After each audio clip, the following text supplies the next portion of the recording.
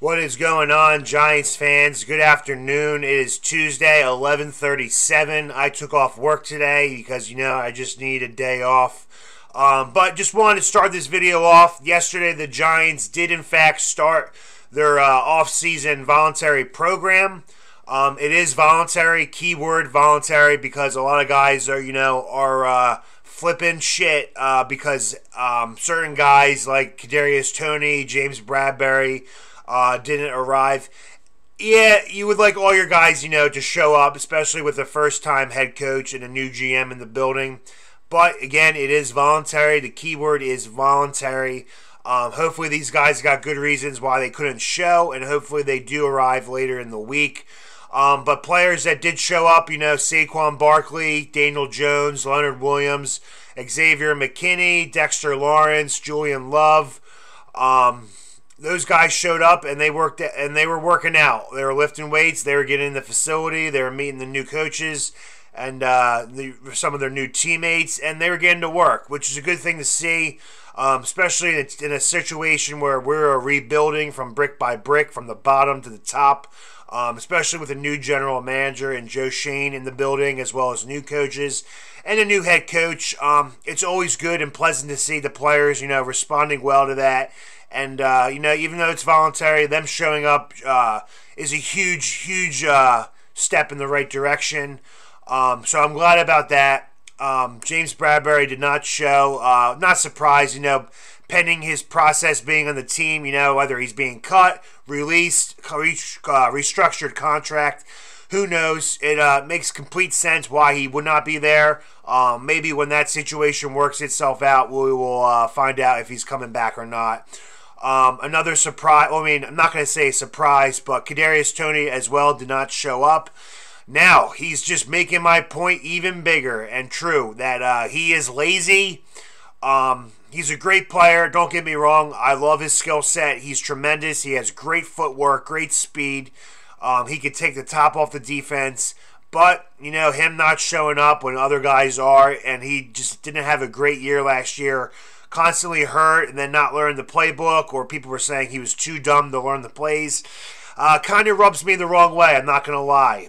It was kind of a point to, make a good impression on the new head coach and Brian Dable and the new GM and Joe Schoen. And I was hopeful that he would show up to the voluntary workouts. I know, again, it's voluntary. It's not mandatory. But a player like him, having a really rough first rookie season, I kind of wanted him to, get in the building, get more accustomed to the new regime coming in and the new Giants staff and coaches, and getting familiarized with them. Hopefully he has a good reason why he didn't show, and as well, hopefully he is able to arrive later on in the week. But I am pleased for the amount of people that did show. Speaking on the quarterback front, Daniel Jones has been cleared by medical staff and head trainer Ronnie Barnes. His neck is good to go. He believes he's at full strength, and that's a good sign. He was in the weight room yesterday throwing around some medicine balls, bench pressing, doing some, light work and light drills. I'm happy to see that he's back and looks like he's fully healthy. Hopefully that injury is behind him, because that looked scary at the beginning, I'm not going to lie.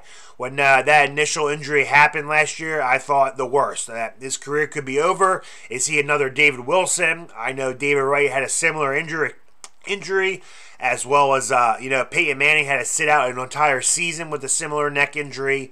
So I'm glad it looks like it's all working out for Daniel Jones. But he's going to have his hands full. Tyrod Taylor was brought in to be his backup.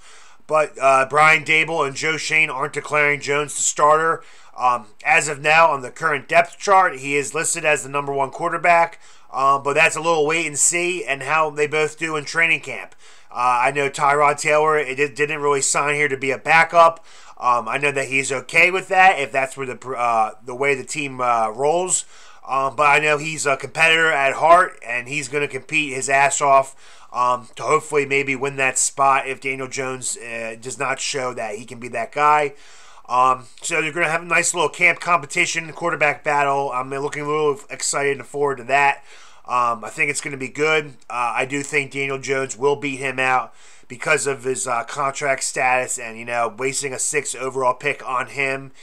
You can't really just let that go to waste. You got to really see what you got. Hopefully our O-line's rebuilt enough that it can make his life a little bit easier behind the pocket. But we'll see about that. It's a funny thing. They had on Giants.com players arriving to camp and to the facility, and the one player that stood out to me was O'Shane Ximenez. I thought we got rid of this bum last year, but apparently this guy is still on the team. I don't know why. Hopefully by offseason and training camp, his ass will be cut because he is garbage. He blows. He's another one of Dave Gettleman's failed draft picks that was supposed to be a promising player with huge upside, but he just is terrible. So I was very surprised to see his ass still on the team. Hopefully later on in the coming months that he will be gone because I just can't root for him anymore. He is just god-awful. Another player that I'm very happy to see back is Saquon and Blake Martinez, both rehabbing, as well as Sterling Shepard, both rehabbing their injuries. Looks like Saquon's a little bit back to 100%. He definitely was not himself last year. Now, I don't know if it's because of his bad O-line play, Daniel Jones being out in the last 6 games of the year, or what. Him rolling his ankle against the Cowboys when he stepped on another player's foot certainly didn't help his cause.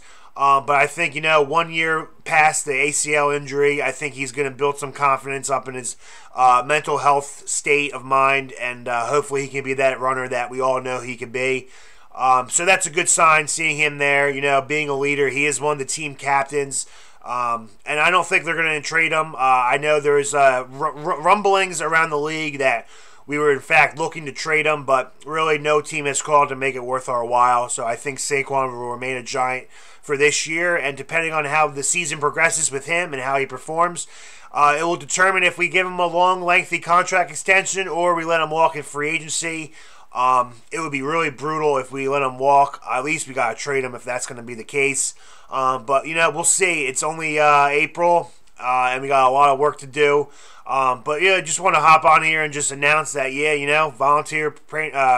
volunteer workout program has started, and just, some players just are missing a beat right now, and hopefully that they all can get in order and meet this new staff and get the ball rolling. Other than that, I don't really have much news to discuss.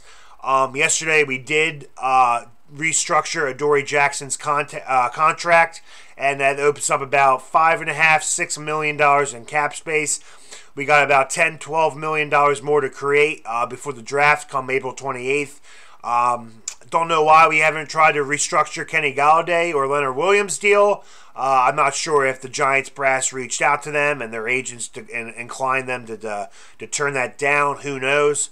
But we got a lot more money to shake up. Maybe a James Bradbury trade's in the works. Who knows? But just don't want to bore you with anything else. Any more new Giants news, I will update you as it comes along. Other than that, guys, that's all I have for today. Enjoy the rest of your day. Excuse me. Keep safe, keep healthy, and as always, let's go G-Men!